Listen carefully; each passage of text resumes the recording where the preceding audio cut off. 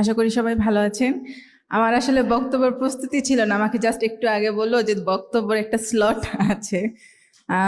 আমি হচ্ছে আয়েশা সিদ্দিকা মেঘলা, জাহাঙ্গীরনগর বিশ্ববিদ্যালয়ে দর্শন বিভাগে পড়ছি, মাস্টার্স 18-19 সেশন।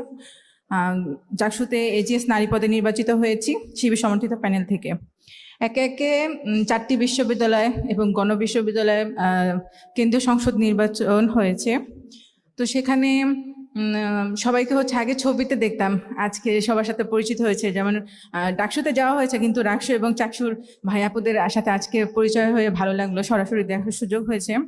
আসলে কেন্দ্রীয় সংসদের কাজ হচ্ছে শিক্ষার্থীদের কল্যাণে কাজ করা। তবে আমাদের ক্যাম্পাসগুলোতে একটা গোষ্ঠী তৈরি হয়েছে, যারা হচ্ছে কোথায় ভুল ধরা যায় সেজন্য ওতপ্রেতে বসে আছে।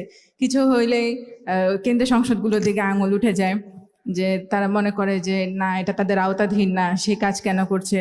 আবার এমনও প্রশ্ন আসে যে যখন শিক্ষার্থীদের জন্য কাজ করি, তখন তারা বলে যে কেন্দ্রীয় সংসদগুলোর কাজ তো হচ্ছে রাজনীতি।